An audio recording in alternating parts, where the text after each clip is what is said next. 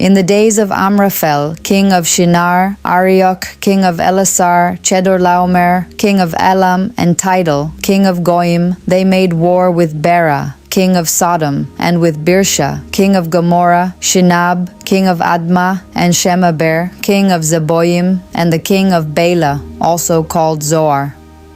All these joined together in the valley of Siddim, also called the Salt Sea. They served Chedorlaomer for 12 years, and in the 13th year they rebelled. In the 14th year Chedorlaomer came, and the kings who were with him, and struck the Rephaim in Ashtaroth Karnaim, and the Zuzim in Ham, and the Emim in Shaveh Kiriathaim, and the Horites in their Mount Seir, to El Paran, which is by the wilderness. They returned and came to En-Mishpat, also called Kadesh, and struck all the country of the Amalekites, and also the Amorites that lived in Hazazon Tamar, the king of Sodom, and the king of Gomorrah, and the king of Admah, and the king of Zeboim, and the king of Bela, also called Zoar, went out, and they set the battle in array against them in the valley of Siddim, against Chedorlaomer, king of Elam, and Tidal, king of Goyim, and Amraphel, king of Shinar, and Arioch, king of Elasar, 4 kings against the 5. Now the valley of Siddim was full of tar pits, and the kings of Sodom and Gomorrah fled, and some fell there, and those who remained fled to the hills. They took all the goods of Sodom and Gomorrah, and all their food, and went their way. They took Lot, Abram's brother's son, who lived in Sodom, and his goods, and departed. One who had escaped came and told Abram, the Hebrew. At that time he lived by the oaks of Mamre, the Amorite, brother of Eshcol and brother of Aner, and they were allies of Abram. When Abram heard that his relative was taken captive, he led out his trained men, born in his house, 318, and pursued as far as Dan. He divided himself against them by night, he and his servants, and struck them, and pursued them to Hobah, which is on the left hand of Damascus. He brought back all the goods, and also brought back his relative Lot and his goods, and the women also, and the other people. The king of Sodom went out to meet him after his return from the slaughter of Chedorlaomer, and the kings who were with him at the valley of Shaveh, that is, the king's valley. Melchizedek, king of Salem, brought out bread and wine, and he was priest of God Most High. He blessed him and said, "Blessed be Abram of God Most High, possessor of heaven and earth, and blessed be God Most High, who has delivered your enemies into your hand." Abram gave him 1/10 of all. The king of Sodom said to Abram, "Give me the people and take the goods for yourself." Abram said to the king of Sodom, "I have lifted up my hand to the Lord, God Most High, possessor of heaven and earth, that I will not take a thread, nor a sandal strap, nor anything that is yours, lest you should say, 'I have made Abram rich.' I will accept nothing from you except that which the young men have eaten, and the portion of the men who went with me, Aner, Eshcol, and Mamre. Let them take their portion." After these things, the Lord's word came to Abram in a vision, saying, "Don't be afraid, Abram, I am your shield, your exceedingly great reward." Abram said, "Lord the Lord, what will you give me, since I go childless, and he who will inherit my estate is Eliezer of Damascus?" Abram said, "Behold, to me you have given no children, and behold, one born in my house is my heir." Behold, the Lord's word came to him, saying, "This man will not be your heir, but he who will come out of your own body will be your heir." The Lord brought him outside and said, "Look now toward the sky and count the stars, if you are able to count them." He said to Abram, "So will your offspring be."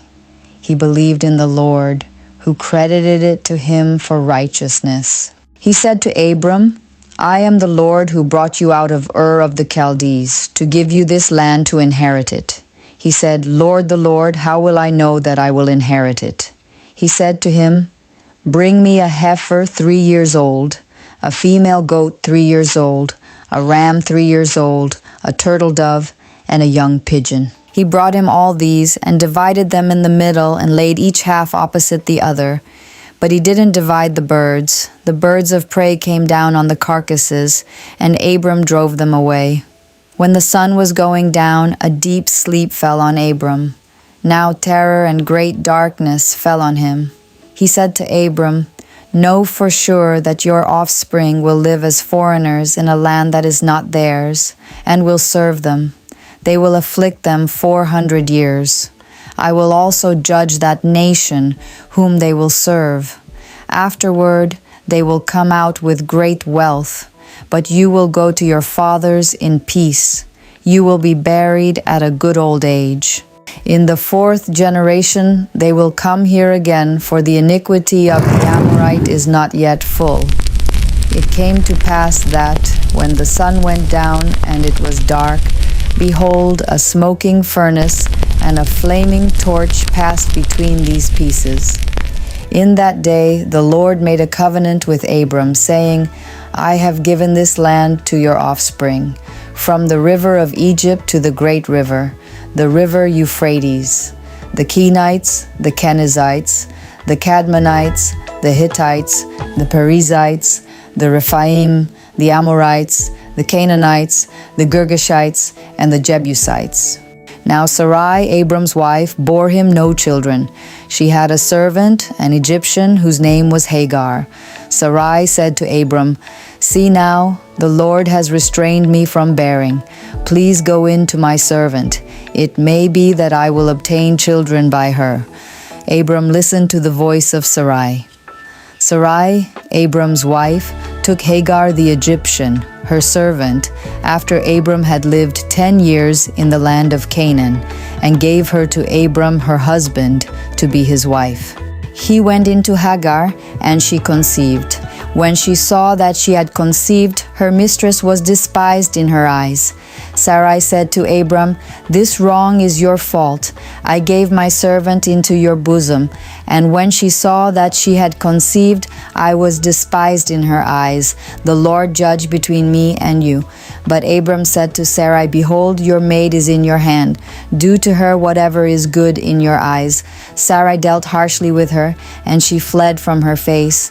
The Lord's angel found her by a fountain of water in the wilderness, by the fountain on the way to Shur. He said, "Hagar, Sarai's servant, where did you come from? Where are you going?" She said, "I am fleeing from the face of my mistress Sarai." The Lord's angel said to her, "Return to your mistress and submit yourself under her hands." The Lord's angel said to her, "I will greatly multiply your offspring, that they will not be numbered for multitude." The Lord's angel said to her, "Behold, you are with child and will bear a son. You shall call his name Ishmael, because the Lord has heard your affliction. He will be like a wild donkey among men. His hand will be against every man, and every man's hand against him. He will live opposite all of his brothers." She called the name of the Lord who spoke to her, "You are a God who sees." For she said, "Have I even stayed alive after seeing him?" Therefore the well was called Bir Lahai Roi. Behold, it is between Kadesh and Bered. Hagar bore a son for Abram. Abram called the name of his son, whom Hagar bore, Ishmael. Abram was 86 years old when Hagar bore Ishmael to Abram. When Abram was 99 years old, the Lord appeared to Abram and said to him, "I am God Almighty. Walk before me and be blameless. I will make my covenant between me and you, and will multiply you exceedingly." Abram fell on his face. God talked with him, saying, "As for me, behold, my covenant is with you. You will be the father of a multitude of nations. Your name will no more be called Abram, but your name will be Abraham. For I have made you the father of a multitude of nations. I will make you exceedingly fruitful, and I will make nations of you. Kings will come out of you. I will establish my covenant between me and you and your offspring after you throughout their generations for an everlasting covenant, to be a God to you and to your offspring after you.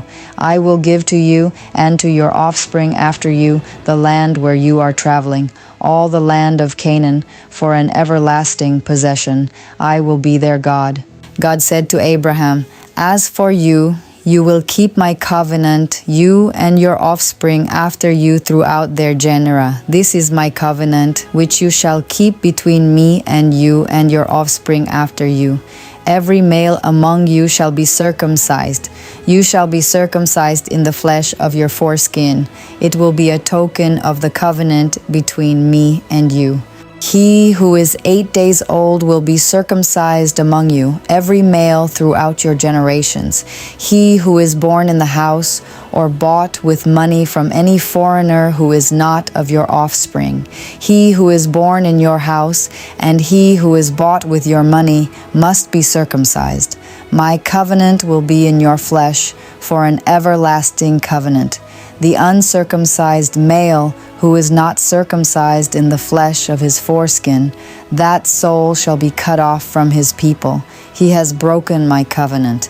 God said to Abraham, "As for Sarai your wife, you shall not call her name Sarai, but her name will be Sarah.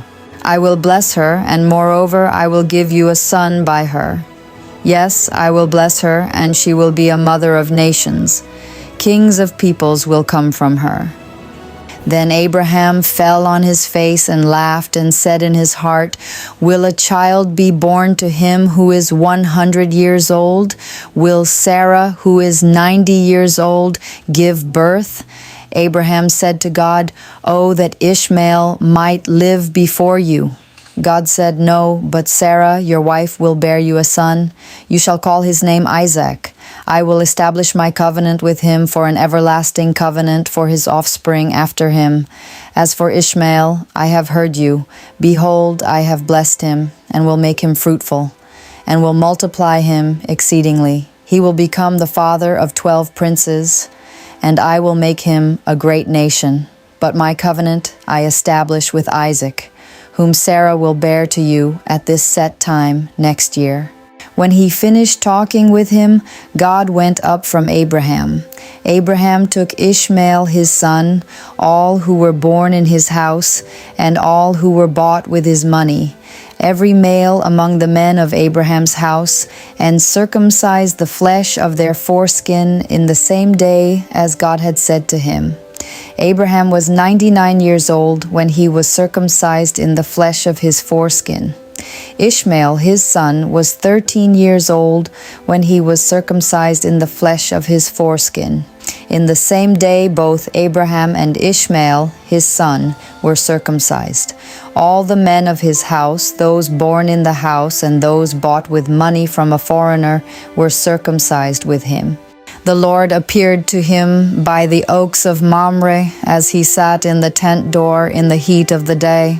He lifted up his eyes and looked and saw that 3 men stood opposite him. When he saw them, he ran to meet them from the tent door and bowed himself to the earth and said, "My Lord, if now I have found favor in your sight, please don't go away from your servant. Now let a little water be fetched, wash your feet, and rest yourselves under the tree.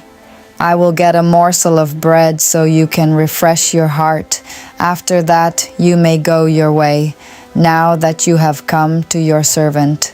They said, "Very well, do as you have said."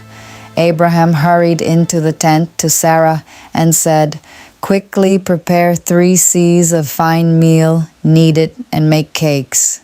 Abraham ran to the herd and fetched a tender and good calf and gave it to the servant. He hurried to dress it. He took butter, milk, and the calf which he had dressed and set it before them.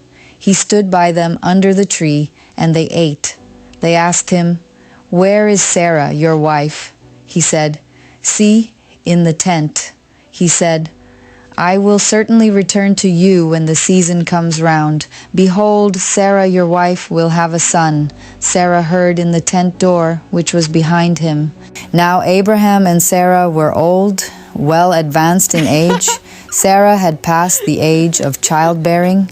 Sarah laughed within herself, saying, After I have grown old, will I have pleasure, my Lord being old also? The Lord said to Abraham, Why did Sarah laugh, saying, Will I really bear a child, yet I am old? Is anything too hard for the Lord? At the set time I will return to you when the season comes round, and Sarah will have a son. Then Sarah denied it, saying, I didn't laugh, for she was afraid. He said, No, but you did laugh. The men rose up from there and looked toward Sodom.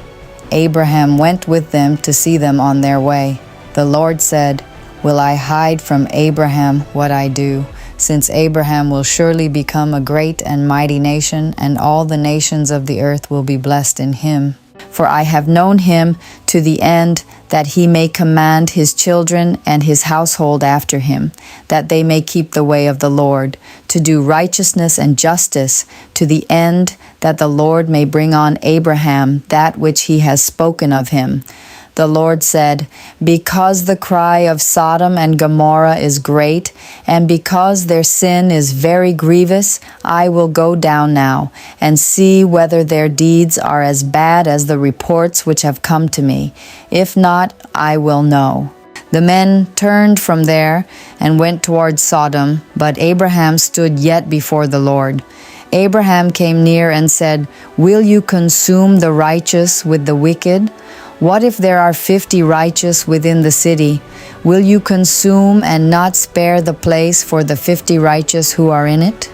Be it far from you to do things like that, to kill the righteous with the wicked, so that the righteous should be like the wicked. May that be far from you. Shouldn't the judge of all the earth do right? The Lord said, If I find in Sodom 50 righteous within the city, then I will spare the whole place for their sake. Abraham answered, See now, I have taken it on myself to speak to the Lord, although I am dust and ashes. What if there will lack 5 of the 50 righteous? Will you destroy all the city for lack of 5? He said, I will not destroy it if I find 45 there. He spoke to him yet again and said, What if there are 40 found there? He said, I will not do it for the 40's sake. He said, Oh, don't let the Lord be angry, and I will speak. What if there are 30 found there? He said, I will not do it if I find 30 there. He said, See now, I have taken it on myself to speak to the Lord. What if there are 20 found there? He said, I will not destroy it for the 20's sake. He said, Oh, don't let the Lord be angry, and I will speak just once more. What if 10 are found there? He said, I will not destroy it for the 10's sake. The Lord went his way as soon as he had finished communing with Abraham, and Abraham returned to his place.